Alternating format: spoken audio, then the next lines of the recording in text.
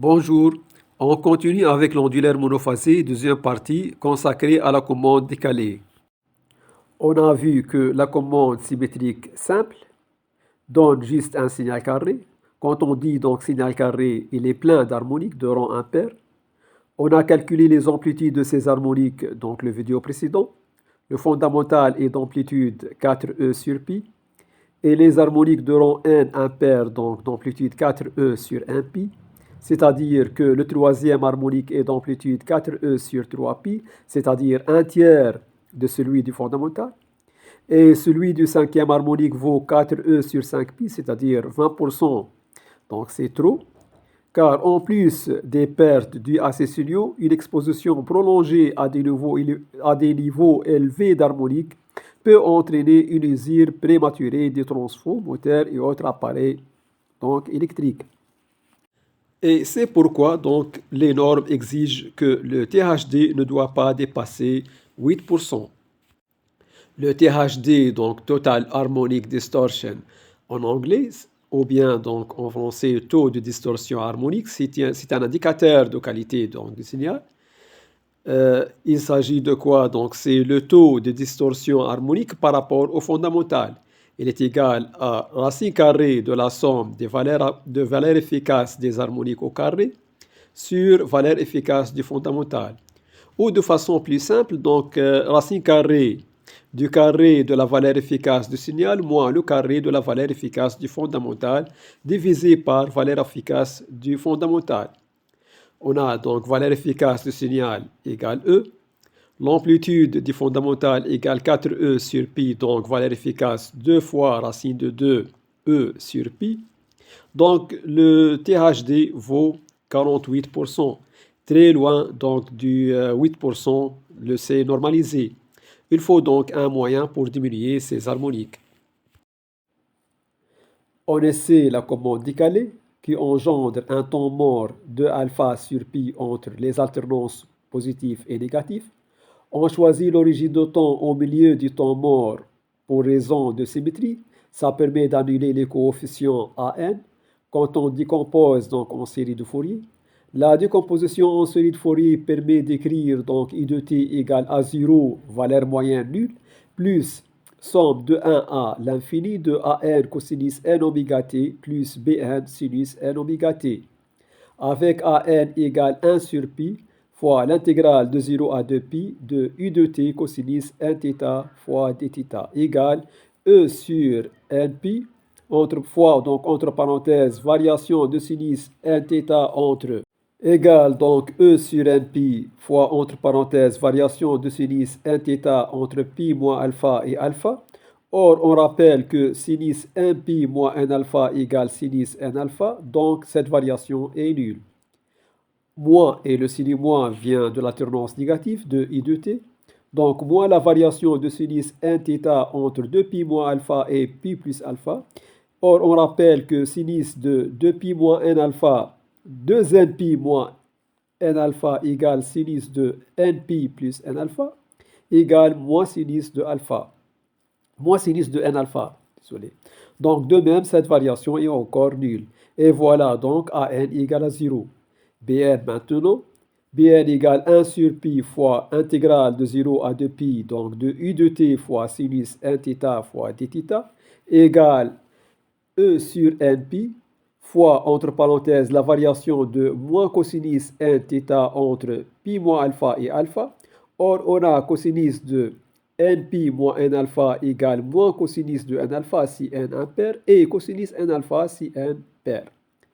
Donc, cette variation égale moins cosinus n alpha, donc cosinus n alpha, moins cosinus n alpha, c'est-à-dire au total, donc 2 cosinus n alpha si n impair.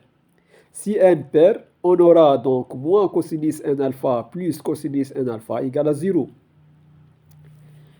Et la deuxième variation donc de moins cosinus, la variation donc de moins cosinus n de θ, donc nθ moins cosinus nθ entre 2pi moins alpha et pi plus alpha. Donc cosinus de 2npi moins n alpha égale cosinus n alpha. Cosinus de npi plus n alpha égale moins cosinus n alpha si n impair. Donc, dans ce cas, cette variation donne moins 2 cosinus n alpha. Avec le signe moins, ça devient 2 cosinus n alpha. Plus 2 cosinus n alpha, donc de la première variation, ça donne 4 cosinus n alpha pour n impair. Pour n pair, cosinus npi plus n alpha égale cosinus n alpha, c'est-à-dire cosinus de 2npi moins n alpha. Donc, cette variation est comme la première, elle est égale à 0 pour n pair. Et voilà, on obtient Bn égale 4e sur npi fois cosinus n alpha pour n impair. On peut écrire donc u de t égale 4e sur pi fois la somme de k égale 0 à l'infini, cosinus de k plus 1 fois alpha sur 2k plus 1 fois sinus de k plus 1 oméga t. L'intérêt de cette commande, c'est d'avoir donc des harmoniques d'amplitude donc expérimentées en fonction d'angle de décalage. Avec un bon choix donc de cet angle de décalage, donc on peut annuler donc certains harmoniques. Par exemple, le troisième harmonique donc d'amplitude U3 égale 4e sur 3pi cosinus 3 alpha. On peut l'annuler, donc se débarrasser du troisième harmonique en choisissant alpha égale pi sur 6, c'est-à-dire 3 alpha égale pi sur 2, donc cosinus 3 alpha égale à 0.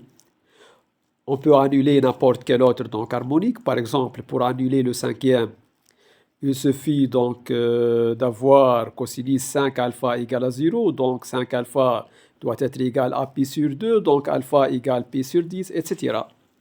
Pourquoi le troisième il est le plus intéressant? Tout simplement parce qu'il est le plus important. En plus, cet angle alpha peut donc nous permet donc de varier la valeur efficace de I de t. Nous avons donc U efficace au carré égale pi moins 2 alpha sur pi fois E carré. Donc, la valeur efficace égale racine carrée de 1 moins 2 alpha sur pi fois E. Quant au fondamental, donc la valeur efficace du fondamental devient 4e sur pi fois cosinus alpha. Donc, la valeur efficace du fondamental égale 2 fois racine de 2 fois E sur pi fois cosinus alpha. Et le THD descend à 31%. Donc, une diminution importante de 17% par rapport donc, à celui du signal carré, mais ça reste donc inefficace. Pour obtenir donc la commande décalée, il suffit donc d'introduire donc un temps mort entre alternance positive et alternance négative. Temps mort, c'est-à-dire U de t égale à 0, ça veut dire donc phase de roue libre. Donc cette phase de roue libre donc nécessite la combinaison 0,0 ou la combinaison 1,1, c'est-à-dire fermeture de K1, K2 ou K3, K4. C'est pareil, mais nous on a choisi donc 1,1, c'est-à-dire K1 et K2 fermés. L'alternance positive, donc, elle est obtenue par la combinaison donc 0,1, U de t égale E, donc 0,1, c'est-à dire K1 et K4 fermés, K2 et K3 ouverts. C'est pour θ, donc entre alpha et pi moins alpha.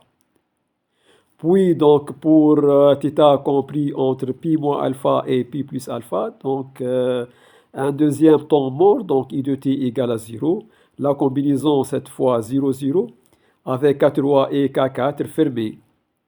Puis, pour θ de pi plus alpha à 2 pi moins alpha, I de t égale moins E, donc alternance négative, nécessite la combinaison 1, 0, c'est-à-dire K2 et K3 fermés. Et on reprend de 2 pi moins alpha à 2 pi plus alpha avec la combinaison 1, 1. On passe au calcul du courant. On remarque que la forme du courant donc, se rapproche du sinusoïde.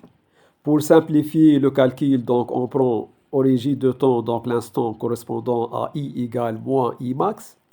On note bêta, donc l'angle d'annulation du courant. Donc pour θ de 0 à 2 alpha, le courant est régi par l'équation différentielle L dI sur dt plus RI égale 0, son second membre. Donc L dI sur dt égale moins R fois I. Donc dI sur I égale moins R sur L, ça veut dire moins 1 sur tout, fois dt. La primitive donc donne logarithme népérien de I de t égale moins t sur taux plus constante. On applique l'exponentielle, ça donne I de t égale constante fois exponentielle moins t sur taux. Pour identifier la constante, donc on passe par les conditions initiales. I de 0 égale moins Im, donc I de t égale moins Im fois exponentielle moins t sur taux. Pour θ de 2 alpha à pi, le courant, donc, il est piloté par l'équation L di sur dt plus Ri égale E.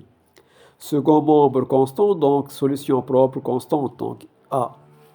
Solution propre constante, donc de dérivée nulle, donc R fois A égale E, donc A égale E sur R. Solution homogène de l'équation sans second membre, elle est de la forme donc B fois exponentielle moins 1 sur tau fois T moins 2 alpha sur oméga. Donc bêta à identifier en passant par les conditions initiales, donc B égale moins, entre parenthèses, E sur R plus IM fois exponentielle moins 2 alpha sur tau oméga. I de t est donc égal E sur R moins, entre parenthèses, E sur R plus IM exponentielle moins 2 alpha sur tau oméga fois exponentielle moins 1 sur tau fois t moins 2 alpha sur oméga. À t égale t sur 2, I devient égal E sur R moins, entre parenthèses, E sur R plus IM exponentielle moins 2 alpha sur tau oméga fois exponentielle moins pi moins 2 alpha sur tau oméga égale IM. Et à partir de cette équation, on déduit IM égale E sur R fois 1 moins exponentielle moins pi moins 2 alpha sur tau oméga sur 1 plus exponentielle moins pi sur tau oméga. On remarque quoi? On remarque que la valeur maximale du courant décroît avec l'angle de décalage. On continue avec le courant. La symétrie facilite beaucoup la tâche, donc juste des signes et les références, donc ce qui change, les signes et les références du courant. Donc de pi à pi plus 2 alpha, donc nous avons l'équation L di sur dt plus Ri égale à 0 avec le courant de départ I donc égale I max. Donc I de t égale Im fois exponentielle moins 1 sur tau fois t moins t sur 2. 2pi plus 2 alpha à 2pi, donc le courant il est donc piloté par l'équation L di sur dt plus Ri égale moins E, donc I de t égale moins E sur R plus, entre parenthèses, E sur R plus Im exponentielle moins 2 alpha sur tau oméga fois exponentielle de moins 1 sur tau fois t moins pi plus 2 alpha sur oméga. Il nous reste donc juste à spécifier donc, les semi-conducteurs en action sur chaque intervalle. Donc l'intervalle donc, de 0 à 2 alpha, donc nous avons K1 et K2 commandés. Le courant il est négatif, donc T2 et D1 conduisent. Θ de 2 alpha à bêta, donc K1 et K4 commandés, donc, et le courant il est négatif, donc D1 et D4 conduisent. De bêta à pi, donc K1 et K4 commandés et le courant il est positif cette fois, donc T1 et T4 conduisent. De pi à pi plus 2 alpha, nous avons donc K3 et K4 commandés, le courant il est positif, donc T4 et D3 conduisent. De pi plus 2 alpha à pi plus bêta, K2 et K3 commandés, le courant il est positif, donc D3 et D2 conduisent. De pi plus bêta à 2pi, K3 et K2 commandés, le courant il est négatif, donc T2 et T3 conduisent. On remarque que si le produit tension fois courant il est positif, donc les transistors conduisent. Et si le produit donc tension fois courant il est négatif, donc les diodes conduisent.